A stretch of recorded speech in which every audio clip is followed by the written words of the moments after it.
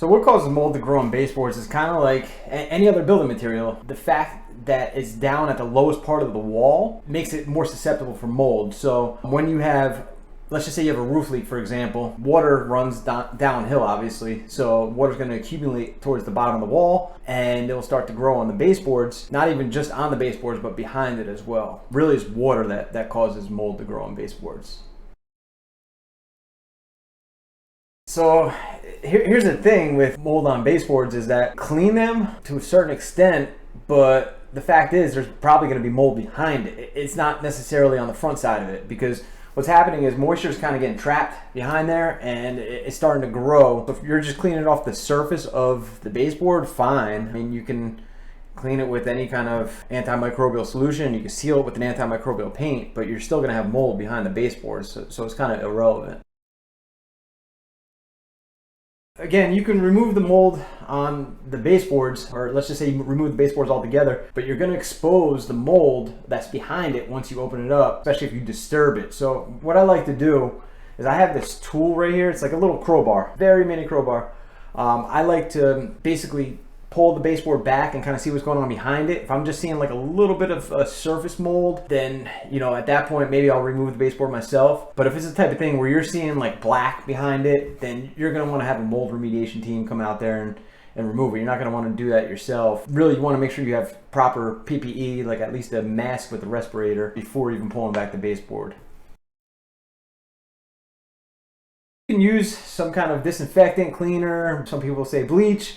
I have different ideas about that, but that's not a problem. You can kill the mold on the baseboard, but you're not killing the mold behind it. There's still going to be mold there behind that baseboard. I can't guarantee you that it's not going to affect you at some point in time. If you have mold already, then it tells me it's too late. Now, if you've had some kind of leak and you know the baseboards are wet, what you can use, you can pop off those baseboards and put little holes behind it. And what that'll do, that if you have some kind of air movers like big fans or dehumidifiers, you can dry out inside the wall cavity and that'll prevent mold growth. But if you already have mold, a dehumidifier or a blower will actually make it worse, you know, fan. But a dehumidifier, you know, sure, it can maybe help dry it out, but it's not gonna get rid of the mold. So you can prevent mold from growing on the baseboards by being proactive.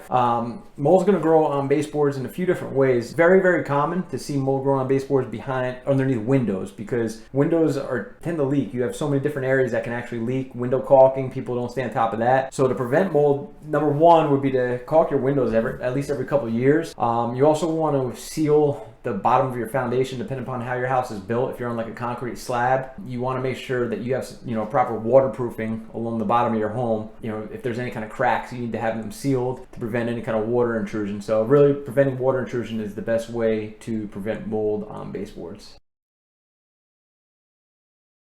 Sprinklers they're really much a culprit in a water source, but if you have your outdoors completely sealed, it really won't matter if you have a sprinkler or a 3-year-old with a water hose spraying your home. Water's not going to get in, but you do want to make sure that your sprinklers are kind of facing away from the house and not hitting the actual house, because you have high pressurized water that can find its way through little cracks in the concrete in something called capillary action. So sprinkler heads, they definitely need to be facing the opposite way of the house.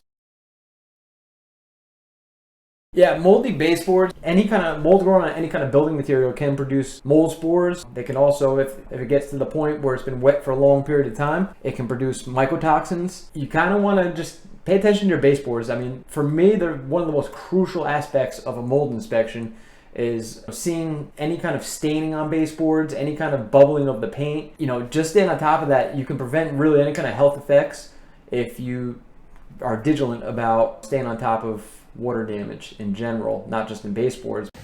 If you enjoyed this video and want to learn more about mold, go to lookmold.com, and please don't forget to subscribe to the channel.